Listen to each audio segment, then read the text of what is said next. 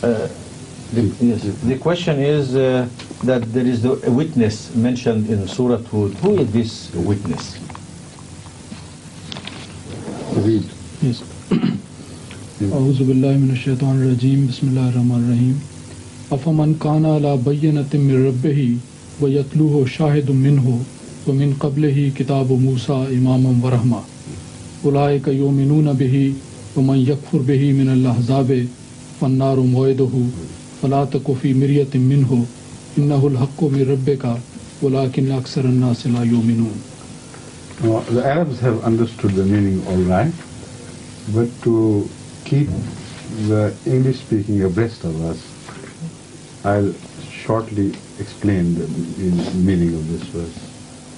It says, who is in the position? What about that? Who is in the position that before him the book of Moses certified him in his truth? He stood witness to his truth. And they will follow a shahid after him, a witness after him.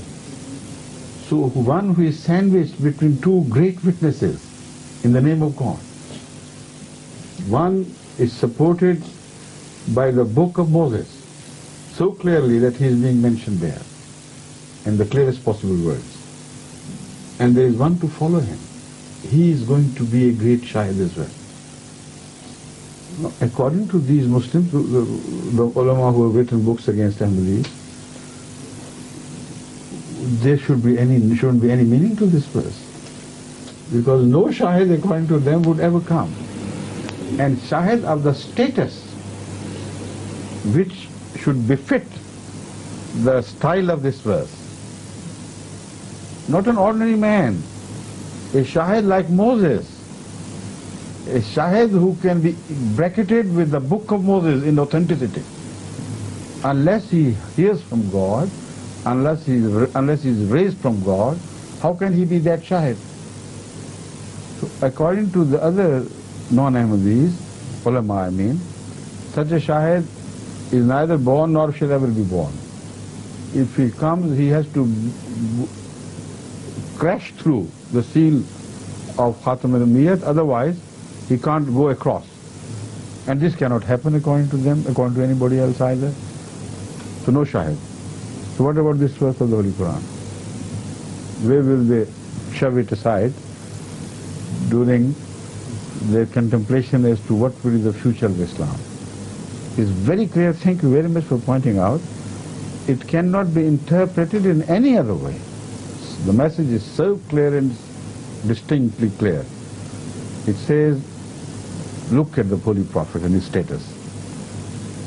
Before him there is the book of Moses, bearing witness to his truth. And after him they will follow a great witness, will tell the whole world that this is my Holy Prophet who is true.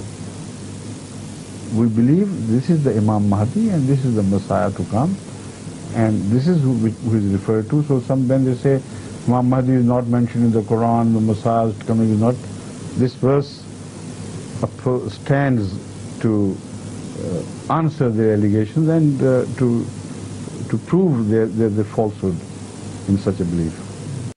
You see, some people, even some so-called Ahmadis who belong to Lahori group, they say we can go only that far in believing in Hadhrat Mirza Sahib, that he was one of the Mujaddideen. There are many such Mujaddideen, so he's one of them, no problem. But any status beyond a Mujaddid we are not going to accept. I say, all right, let's forget for a while, but tell me then, what does this verse mean? Does it say Shahidina, Yatluna, or does it say Shahidun? So how can he be one of the Mujaddideen when the singular person is used? One man who stands out as a great witness. And what did Mirza Sahib do to be honored by such a mention? That is the second question. Look at the history of Mujaddideen. Some people say he was a Mujaddid, some people say that was a Mujaddid. Difference, of course. But let's say all of them were Mujaddideen. But where is one Mujaddid who took up Qajal for Islam, started a jihad for Islam in the direction of all other religions? You know, he took up Qajal for Islam against Christianity, against Hinduism, against thisism, against thatism. Show me one Mujaddid who universalized his campaign in favor of Islam.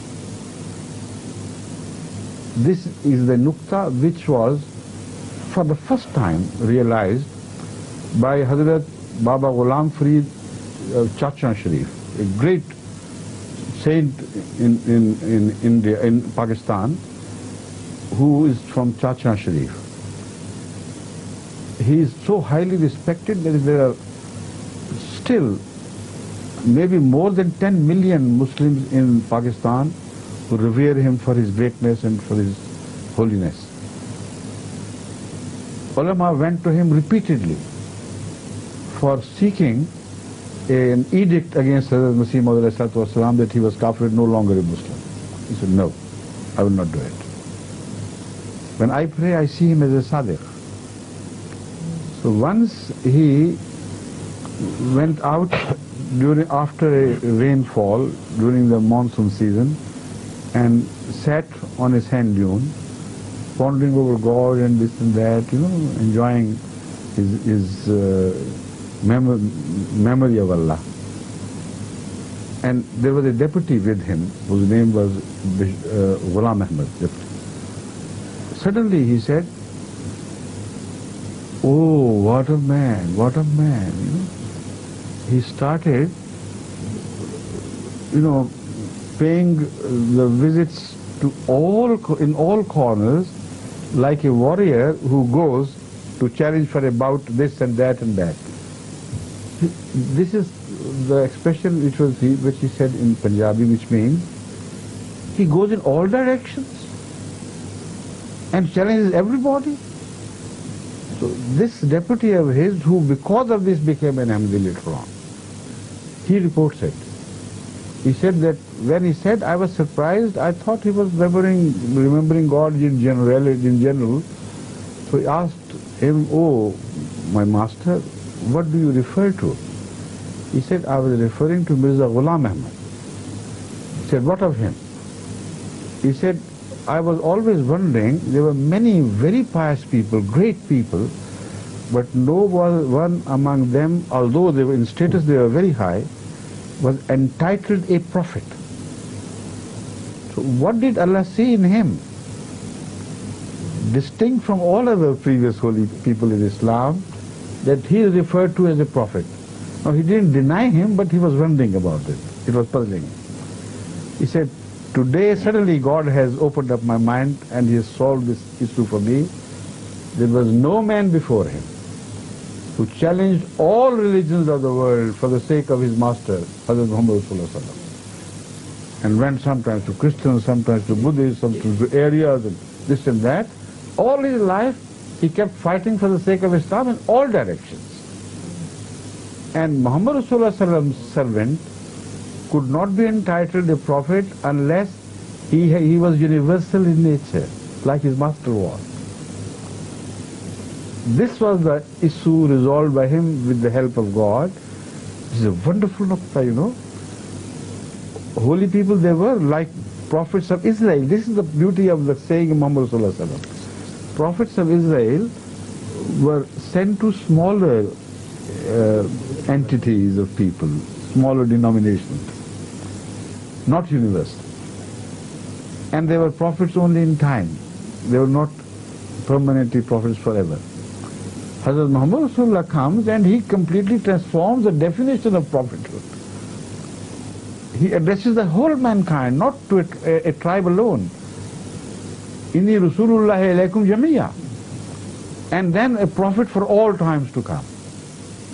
So his servants could be of the status of Bani Israel, prophets of Bani Israel, there is no problem, no harm. But they would not be entitled prophets until they work in the style of their master and become universal in their message and their fight for Islam.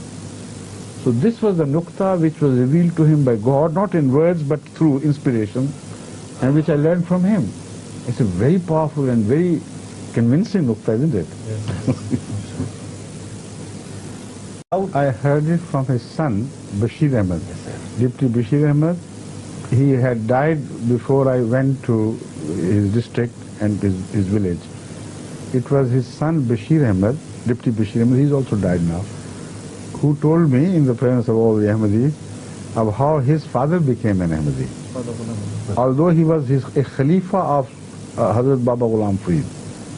Having that high status, he abandoned it because he had learned the truth of Masih from his own master. The interesting observation which he had made, which led to all this discussion, was charon paase cord cupboard lai hui hai. This is a very interesting thing. Have you seen kabaddi? A game very popular in the Punjab, particularly, and in other places of India some as well. Now it is introduced to Europe as well now. In kabaddi, there are two sides, and they all are very strong boys, well-built, warrior-like. One of them pays a visit to the other side as a sort of seeking duel, challenging them. Come and get me. And if he throws the person who attempts to hold him and returns, he is the winner. Now he knew kabaddi, so he used one of the phrases used in kabaddi. When somebody goes for this challenge, he says, Kodi, Kodi, Kodi, Kodi, Kodi. It's called Kot Kabad. And he says, people go in one direction for Kodi. What sort of man he is? He goes in all directions. What a beautiful phrase, isn't it? This is said by Hadhrat Baba Ghulam Farid. Baba Khaja, that's exact words. Charon paase Kot Kabad lai. So this is what, drew the attention of his deputy. He said, what are you saying? What is kabaddi? Where is kabaddi being going on? That sort of thing.